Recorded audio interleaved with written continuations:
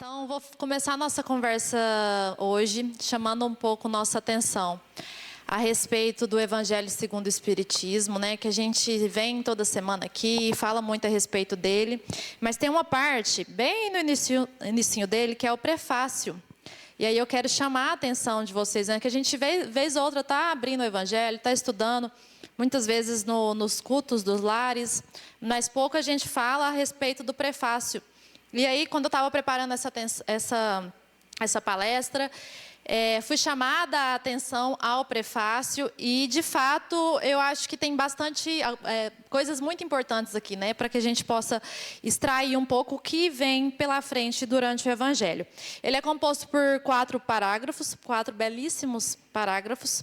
O primeiro, eu não vou ler todos eles, né, que é mais um convite para que na próxima vez que a gente for ler o Evangelho, que a gente dê uma lidinha no prefácio. Ele fala a respeito, né, do quão importante Jesus, né, ele manda para nós. Saiu aqui. Ele saiu da. Vou mudar a folha aqui, só para essa primeira parte. Bom, o primeiro ele fala para nós aqui o quanto é importante que Jesus ele manda, né, seres iluminados ao nosso auxílio, que obedecendo aos comandos de Deus está sempre ali presente ao nosso auxílio. Então ele indica, né, que tem um exército de seres iluminados. No segundo ele já fala sobre a chegada dos tempos, né? Ele fala o seguinte, é chegado os tempos em que todas as coisas devem ser restabelecidas em seu verdadeiro sentido, para dissipar as trevas, confundir os orgulhosos e glorificar os justos. Depois, já no terceiro parágrafo do prefácio, ele fala um pouco, né? Jesus está mandando um exército de seres iluminados para auxiliá-los, mas é importante que você também faça a sua parte. Então, esse, em resumo, é o terceiro parágrafo do prefácio do Evangelho segundo o Espiritismo. E no quarto ele fala assim, então já, né, em resumo, já disse que tem um exército te auxiliando, já te informei que é chegado os tempos, né, das coisas se restabelecerem. No terceiro ele fala, é necessário que você faça a sua parte, mas ele conclui fazendo um convite. Ele diz o seguinte: amai-vos como Deus, né, ama vocês. Ele fala do amor de Deus para conosco e fala, amai-vos uns aos outros, vocês também. E aí a nossa conversa aqui hoje, ela vem chamar a atenção a respeito do segundo parágrafo, que é quando ele fala, são chegados os tempos. Mas que tempos, né, que são esses? Então, hoje a gente vai falar um pouco sobre o tempo para ser fraterno. Bom, os Espíritos do Senhor, eles anunciam esses novos tempos, que eles chegaram, mas a renovação do mundo, ela não vai acontecer de grandes acontecimentos externos.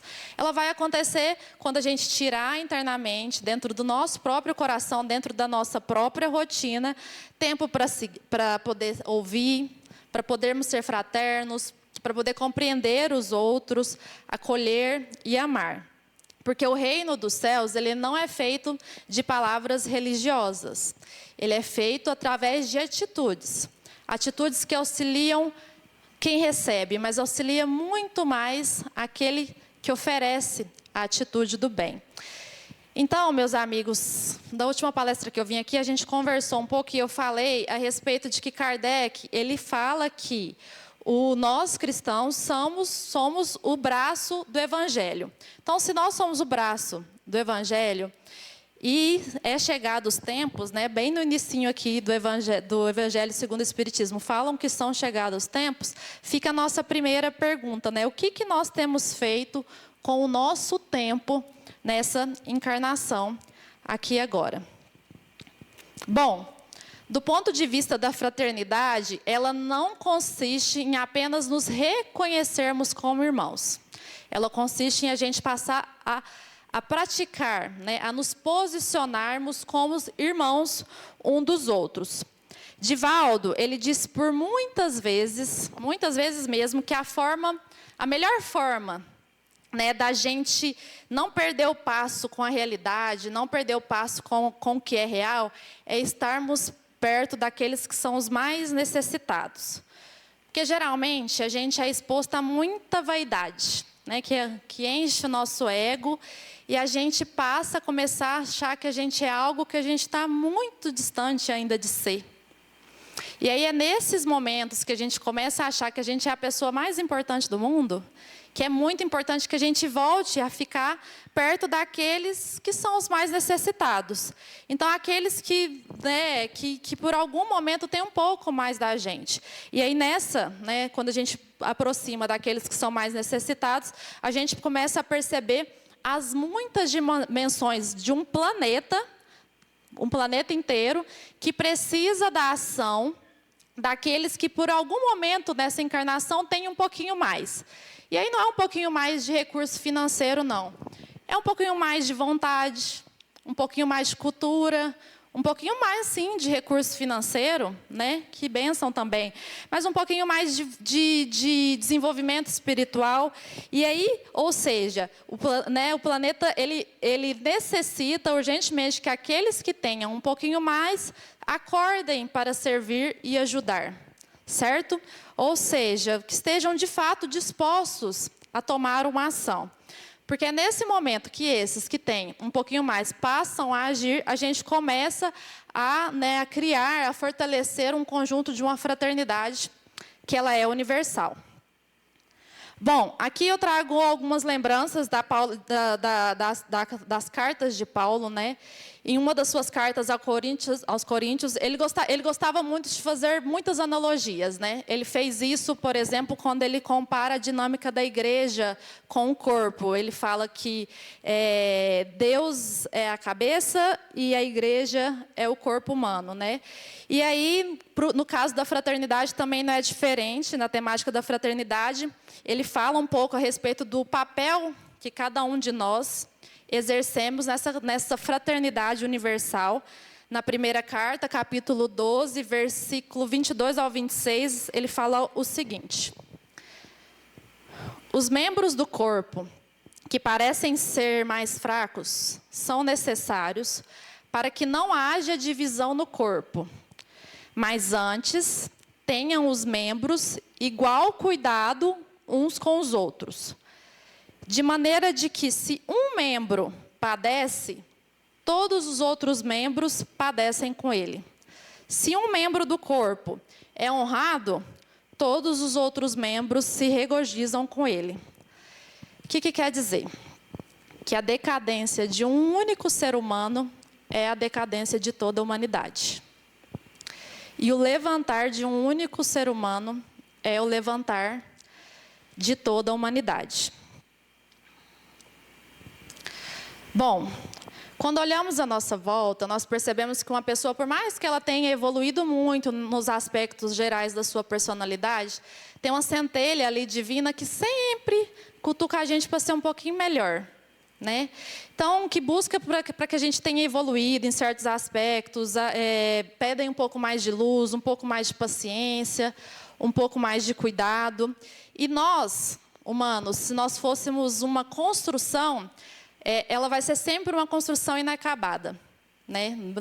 Pelo menos nessa turma aqui, né, que está no planeta Terra, nós ainda estamos uma construção muito longe de ser acabada. A gente está sempre ali lapidando o nosso espírito, né? A gente ainda não chegou, está muito longe de chegar na fase dos acabamentos finais ali. E aí é uma construção contínua, como por meio das experiências da vida. Então, cada pessoa, ela carrega dentro de si, porque a gente tem essa centelhinha divina que fica aqui, né, brilhando dentro do nosso coração, mas a força que a gente deseja ver no mundo, ele está dentro de si, cada pessoa carrega. Então, só que essa força, ela floresce quando? Quando há disposição para o trabalho. Mas que tipo de trabalho? O trabalho que nasce da mente, que precisa estar desperta, do coração, que precisa estar sensível, e das mãos, que está disposta a trabalhar, mas trabalhar com muito amor. Então, hoje, por mais que a gente tenha uma compreensão intelectual, né, que somos irmãos, todos filhos de Deus e tudo, esse discurso ele ainda fica muito na era do discurso mesmo, né, no campo das ideias ainda. A gente não pratica, não exercita, não coloca em prática de fato que nós somos irmãos. Então, hoje o objetivo da nossa conversa é nos desafiar. Desafiar a vocês, desafiar a mim, para a gente tirar um pouco esse discurso de que somos todos irmãos do campo das ideias, do campo apenas do intelecto e começar a treinar, a vivenciar ele na prática. É muito fácil a gente falar que, né, nós somos irmãos aqui no centro. Né, todos nós seguimos a mesma religião, estudamos as mesmas coisas. Falar, né, o Claudinei trabalha comigo, a gente convive ali o dia todo, né, então somos irmãos. Só que, e no todo, a gente precisa levar em consideração que a gente tem algo em comum com todos do planeta. Filhos de Deus. E todos, de fato, somos irmãos. Apesar da dificuldade, apesar daqueles que, por um momento, não compactuam com o mesmo pensamento que o meu. Sendo ele, na minha compreensão, às vezes melhor ou não. Então, é nos exercitarmos a praticar, sair do discurso e praticar, de fato, ações, considerando que o outro, concordando ou não, gostando ou não dele, ele é sim o meu irmão.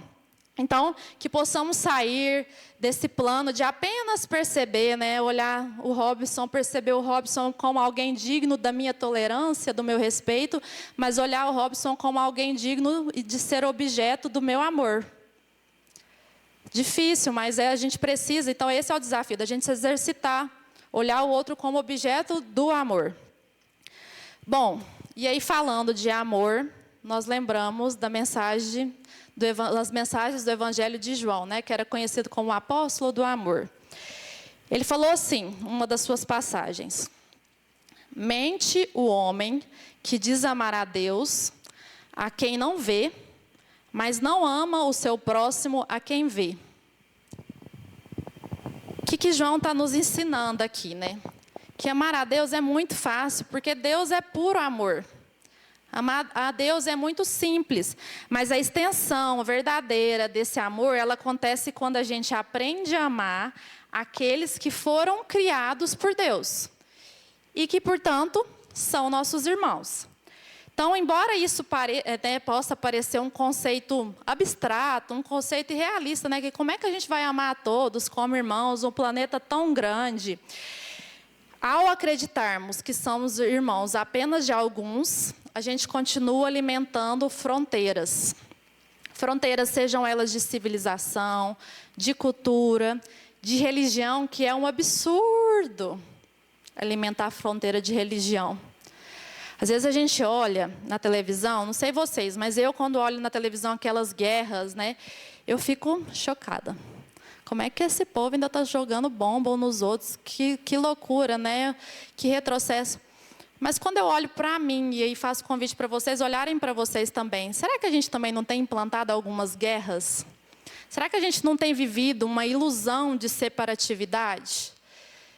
Onde já se viu religiões que dizem seguir um Cristo que era por amor, atacando umas às outras.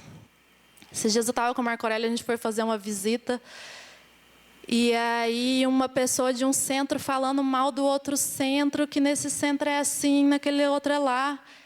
Como assim, gente? Centros espíritas atacando centros espíritas, a mesma religião, a mesma doutrina, o que deveria ser a mesma crença.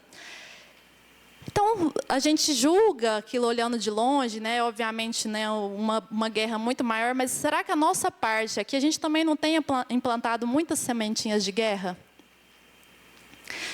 Fica aí a nossa reflexão. Então, enquanto a gente insistir em separar aquilo que Deus uniu como condição comum de seus filhos, nós continuaremos enfrentando conflitos que nascem dessa ilusão. A partir do momento que a gente entende que tem essa condição comum de filhos, todas essas separações, no momento, elas são ilusórias. Rossandro, ele contou em uma das dos encontros da Fraternidade Sem Fronteiras, que existia duas senhoras, ambas os maridos já tinham desencarnado. E elas iam, frequentemente ao cemitério visitar os túmulos dos maridos. Havia uma senhora que era uma descendente de japoneses e a outra era brasileira, paulista mesmo. A descendente de japonês, toda vez que ela ia no túmulo do marido, o túmulo delas era um do lado do outro. Ela levava um potinho de arroz. E a brasileira, toda vez que ia, levava flores. E aquilo foi se repetindo, alguns meses, elas se encontraram mais uma vez. E a brasileira sempre reparando naquele potinho de arroz com muita estranheza. E aí um dia ela criou coragem e perguntou: a senhora acha que seu marido vem realmente aqui comer esse arroz? E a japonesa respondeu para ela: aham, na mesma hora que seu esposo vinha aqui cheirar essas flores. Bom, essa história, ela, apesar de ser até um pouco divertida, ela nos faz refletir das muitas e diversas culturas que a gente tem nesse planeta. Muitas, amplas. Dentro, quando a gente olha o Brasil, ele é tão grande que até dos estados mudam muito a cultura uma para a outra.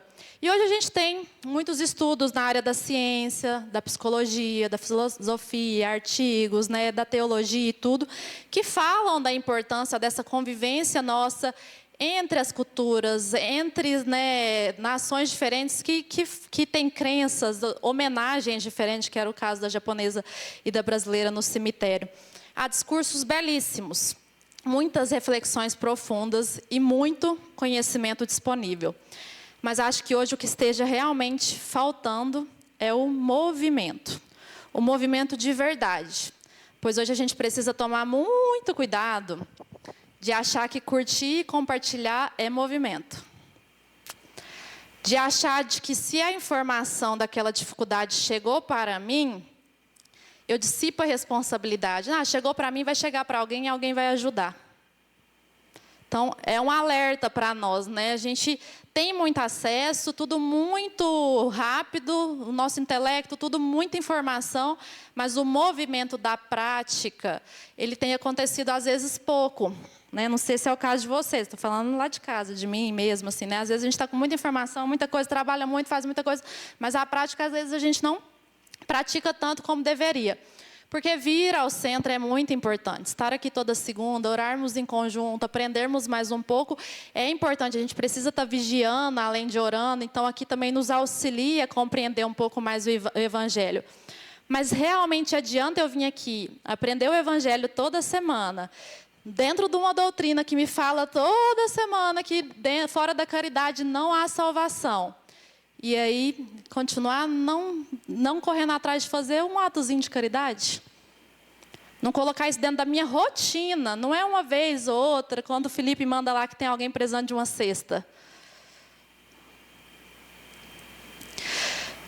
Bom, então chegou esse momento. Se é chegado os tempos, segundo parágrafo do prefácio, chegaram os tempos para nós. Somos os trabalhadores de última hora, não é assim que fala? Então, acho que não chegou o tempo, não. Está passando da hora, então, Está passando do tempo já, Robson? Está passando. Então, saiu do tempo, ou passou do tempo já, da gente tirar isso apenas do campo das ideias e colocarmos em prática aquilo que a gente já sabe. A gente já tem acesso a muito conhecimento, a gente já estudou demais. Vamos ficar só estudando até quando? Quando que a gente vai começar, de fato, praticar? Então, precisamos transformar os discursos em ação. As reflexões, são muitas, muitas postagens no Instagram, mas transformar as reflexões em serviços e o nosso conhecimento, que a gente aprende muito aqui, em vivência. Então, é muito comum, e aí, observar que quando somos convidados a servir em alguma tarefa do bem, muitas vezes a gente encontra desculpa, e a gente dá tanta desculpa. Acontece isso aqui, Robson? Ou só lá em Quirinópolis? Essa história de dar desculpa para trabalhar no bem. Bom, a gente dá muitas desculpas, a gente fala que não tem tempo, que não estamos preparados, que não somos capazes. Alguns chegam a falar, e já foi assim também, de falar que não dá para trabalhar no bem, porque a gente é muito imperfeita ainda. Como se só pessoas que tivessem 100% boas, que fossem 100% boas, estivessem aptas a servir. Mas o que eu preciso deixar claro para nós aqui hoje é que a lógica da vida, ela é completamente diferente. Nós não servimos porque já somos bons. Nós servimos para aprendermos a ser melhores. É na experiência da vida que a gente vai melhorando. Não é? Como é que o Sandro fala? A gente não precisa melhorar para poder viver. A gente tem que viver para poder melhorar. Então, ninguém precisa esperar estar pronto para começar. Sair da inércia. É no caminho que a gente vai se aperfeiçoando. É na tarefa que a gente cresce. É no contato com a necessidade do próximo que a gente educa o nosso coração. A vida, ela é a grande escola da alma, vivendo. Então, é na ação do bem que a gente vai, né, colhendo o remédio mais precioso. Hoje a senhora, esqueci o nome dela, que falou com a gente ali no carro. Faz um tchauzinho. Como é que é o seu nome? Diva? Diva já me contou, esses dias a gente encontrou ali na rua do serviço, agora de novo, quanto a tarefa no bem, né, fez bem para ela a vida toda. Ela conta de há muitos anos atrás, aqui no centro e tal. E esse, sem dúvida, foi o maior remédio para a alma dela. Então, é nessas ações, nesse remedinho diário ali da transformação, que a gente vai lapidando nossa obra, que ainda está em construção, ainda vai demorar a acabar, mas vamos lapidando, vamos chegando lá no dia a dia através da prática. Então, pessoal, esse é o primeiro convite, né, que eu deixo da nossa conversa de hoje, para a gente já dar sequência a um próximo passo da nossa conversa, para que a gente, né, lembre dessa questão de não ficar dissipando a responsabilidade, cuidado com o só curtir e compartilhar, e passe, de fato, a movimentar. Saia um pouco do campo apenas do conhecimento e comece a agir. Para que a gente possa, né, valorizar essa oportunidade que a gente está tendo aqui hoje na vida terrena. Valorizar cada oportunidade de servir, porque a vida espiritual, ela certamente chegará. Certo? Bom, e quando a gente fala em fraternidade, da outra vez que eu vim, muitos aqui estavam, e aí eu acabei relatando uma experiência que eu tinha tido com a ONG, que é Sem Religiões, mas tem um carinho muito especial, que é a Fraternidade Sem Fronteira, pelo meio espírita, porque o fundador, ele é espírita. Eu trouxe um pouco, relatei da última vez, estava bem emocionada sobre a minha experiência de voluntariado na África, e agora prometo que eu não vou chorar, eu acho, então já estou um pouco mais calejada, eu acho. Bom, e aí eu vou trazer também, tinha pedido licença para o Robson, né, para trazer, compartilhar um pouco mais, fazer mais um convite para vocês. Compartilhar um pouco mais dessa experiência da fraternidade, que falando em fraternidade, tudo isso que eu contei, né, para vocês, é um local que eu pude presenciar de ver a fraternidade ser exercida na prática, não apenas no campo das ideias. Então, a Fraternidade Sem Fronteira, né, é uma organização, em resumo, ela não tem, de fato, fronteiras. Não tem fronteira religiosa. Quando eu fui para o Malau em novembro do ano passado, tinham muitos espíritas, e o nome da caravana era Caravana da Espiritualidade. Tinha Mayra Rocha. Então, 30 pessoas eram espíritas. Vamos colocar, das 40, 30 eram espíritas. Mas tinha evangélicos, tinham católicos, de várias religiões. E foi muito bacana, assim, né? Hora nenhuma ali voltada ao espiritismo. Então, ela, de fato, não tem fronteiras. Não tem fronteiras religiosas, não tem fronteiras de cultura. O que é muito importante, que é quando a gente começa a vivenciar na prática aquilo que a gente falou, de sermos todos irmãos. Bom, ela está hoje, né, em 6 países do continente africano, em 5 estados brasileiros, núcleos de voluntariados internacional. E aí eu vou trazer um videozinho também que mostra um pouco dos números, para quem não conhece, para poder conhecer. O mundo precisa do seu coração. A Fraternidade Sem Fronteiras está presente nas regiões mais desafiadoras do mundo. Em Moçambique, oferecemos alimentação, saúde e educação, do ensino infantil ao universitário. Em Madagascar, combatemos a desnutrição severa, oferecemos acesso à água potável, saúde gratuita, alimentação e educação em uma das maiores crises humanitárias do mundo.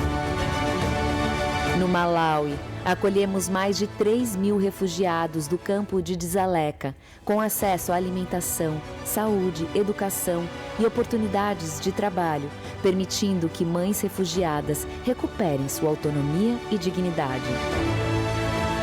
No Burundi, protegemos 326 crianças órfãs de conflitos, garantindo educação, alimentação e acolhimento. No Fraternidade na Rua, atuamos em 13 cidades do Brasil e dos Estados Unidos com alimentação, higiene e tratamento de dependência. E na orquestra FSF, a música é a ferramenta de transformação para jovens da periferia.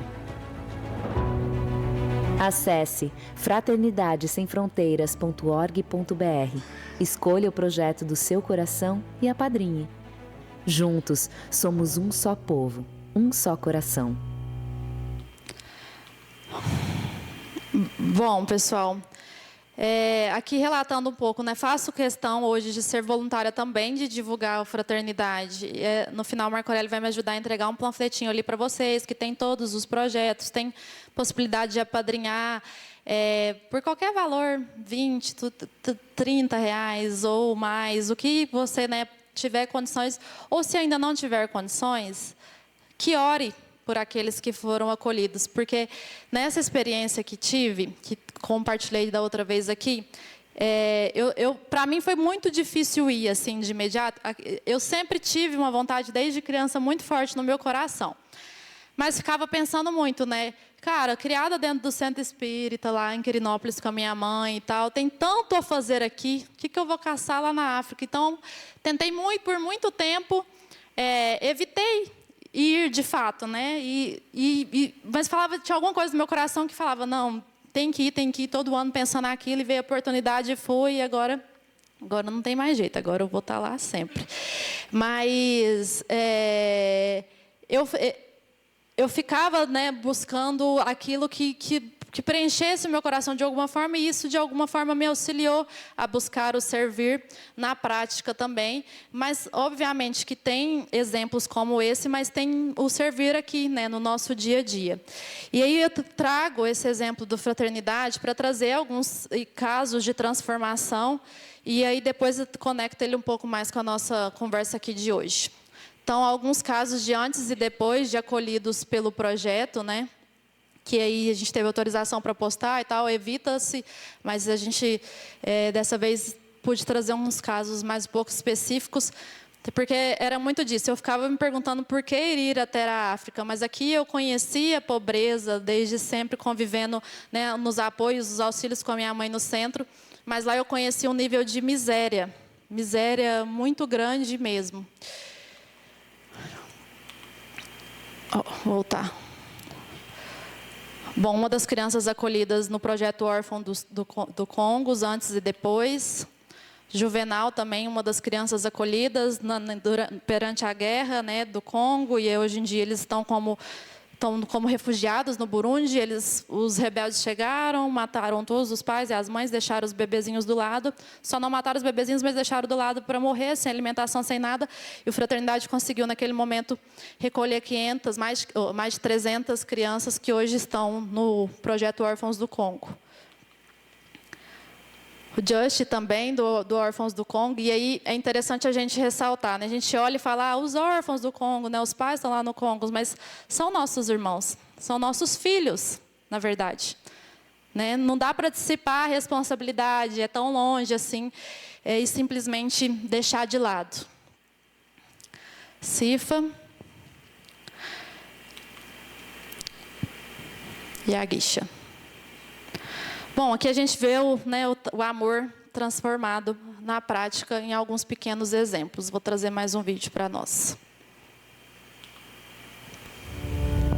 Como pode haver fome em um mundo tão cheio de possibilidades?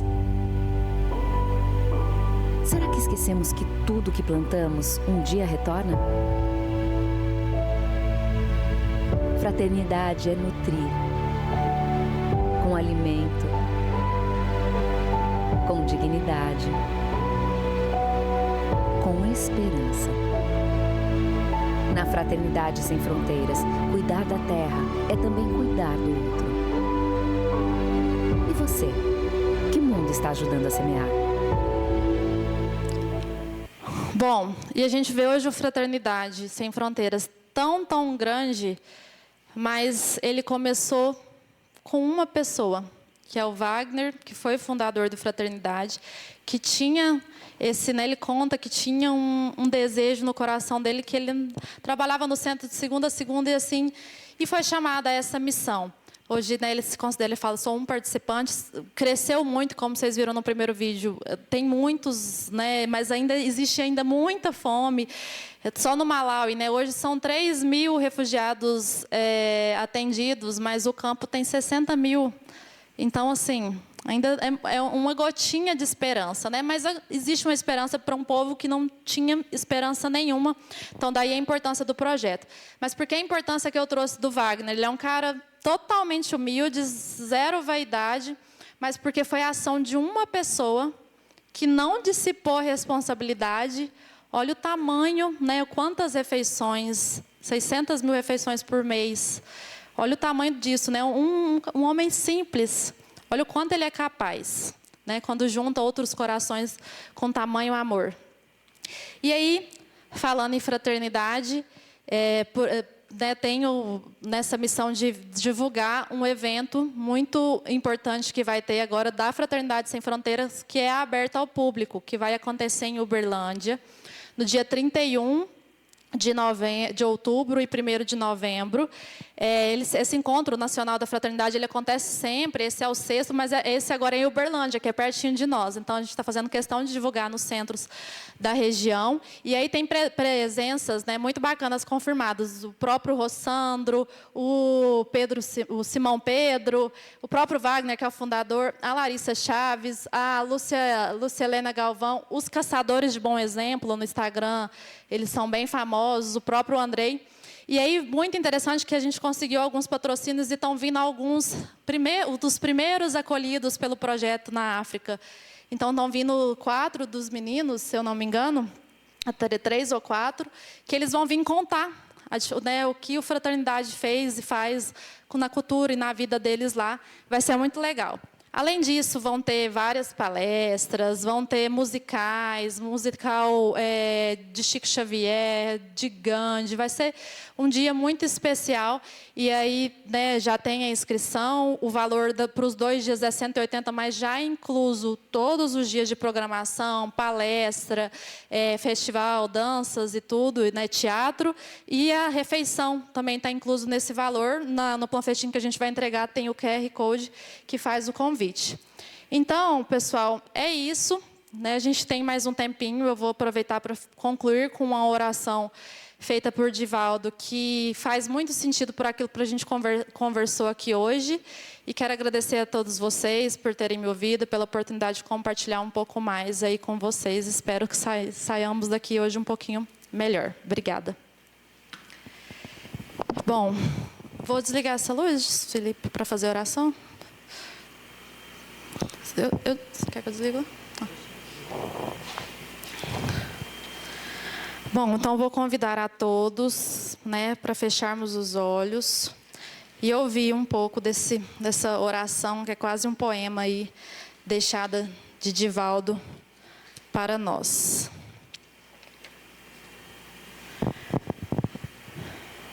Prece do alvorecer.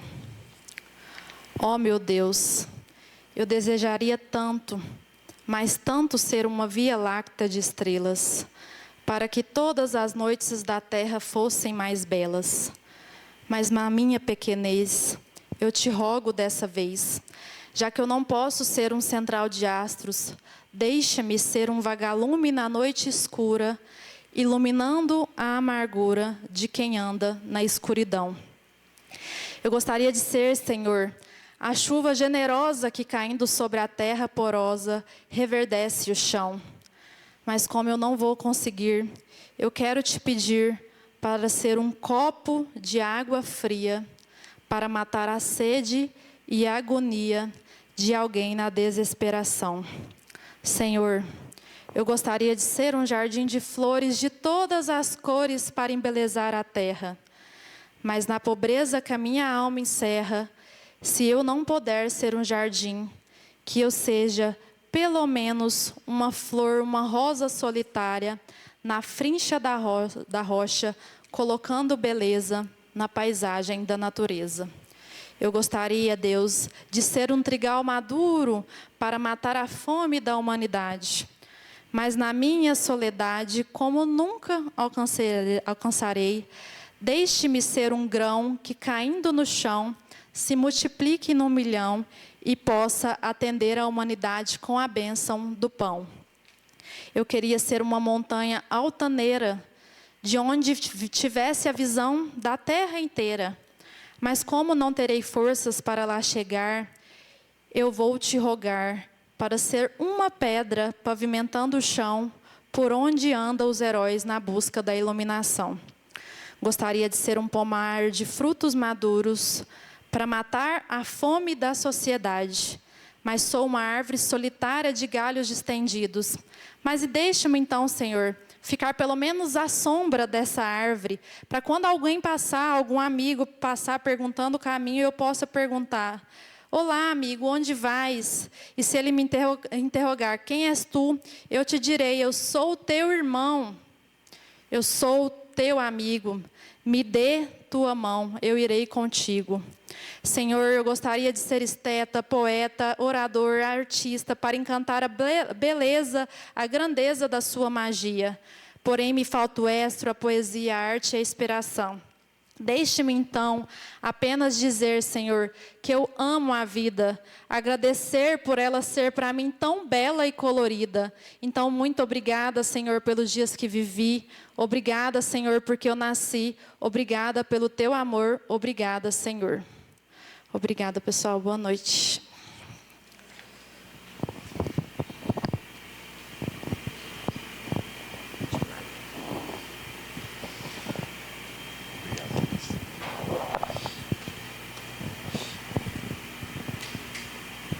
Essa?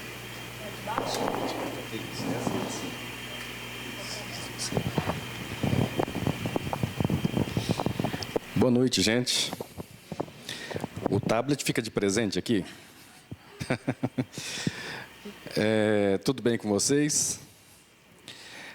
Queria agradecer a Thalissa, excelente estudo de hoje, viu? Excelente palestra. Faz a gente refletir, né? Quando a gente fala sobre fraternidade. E faz a gente pensar, por exemplo, em que ponto será que eu estou? O quanto eu estou doando realmente de mim às pessoas que necessitam? Será que hoje, se nós fôssemos chamados para um recolhimento no plano espiritual, para ir embora, para fazer a nossa viagem, como que a gente estaria? Como que nós estaríamos? Quanto de moeda que nós estaríamos levando no nosso alforje, enquanto caridade? Caridade que eu falo não apenas a material, mas também a caridade moral. Aquela de sentar, de ouvir um amigo, de aconselhar, de chorar junto. Porque às vezes tem situações em que não há muito o que a gente falar e não há muito o que a gente fazer. Então a gente pode sentar e apenas estar junto, estar presente, né? E caridade é tudo isso. Eu gostei muito quando a Thalissa falou que nós servimos ao mesmo Cristo, estudamos o Evangelho do mesmo Cristo e às vezes nós vivenciamos na prática quase que uma dualidade de ideias com relação ao Evangelho, com relação ao seguir Cristo. Porque a gente observa religiões cristãs que falam mal de religiões que também são cristãs. Parece não fazer muito sentido, né? Esse final de semana, no sábado, inclusive, eu estava em Goiânia. Meu irmão, muito católico. E aí ele pegou e já havia me feito o convite para fazer a caminhada da fé com ele de Goiânia a Trindade. Na hora, eu pensei o seguinte, né? Falei, gente, eu não sou católico. Eu não fiz nenhuma promessa para ir caminhando 22,5 quilômetros de Goiânia a Trindade. Mas é o meu irmão que está chamando. E o que eu tenho eu ir? Eu vou. E eu fui. Tá certo que quando a gente está chegando lá no final, quase que a gente arrepende. Porque a caminhada é longa. E aí a gente lembra que a gente não tinha feito nenhuma promessa. Mas aí também não tem como voltar. Aí então a gente vai e chega. Bom, brincadeiras à parte, eu fui observando a quantidade de pessoas caminhando, fazendo aquela caminhada da fé. E quando chega também lá na igreja, né, aquele número imenso de pessoas na cidade, a gente fica pensando o seguinte, gente, que lindo que é. Porque não importa a forma da pessoa expressar a sua fé, mas todo mundo está ali de bom grado, está ali de coração, está ali porque acredita, está ali porque tem fé. E isso é muito bonito. E nós não deveríamos nos separarmos quando a gente fala de Cristo. Somos todos irmãos em Cristo. E quando a gente fala em irmãos em Cristo, é a humanidade inteira. E olha que nem é só a humanidade da Terra. Mas vamos pegar só a nossa família, daqui, da Terra. Só a família terráquea. O quanto que a gente pode fazer pelos nossos irmãos que vivem, por exemplo, na África, ou na Ásia, ou aqui no Brasil. O quanto que a gente pode fazer, o quanto que a gente pode nos doar. Ou, como disse a Thalissa, se hoje eu não posso ajudar, mas eu posso orar. Não é isso?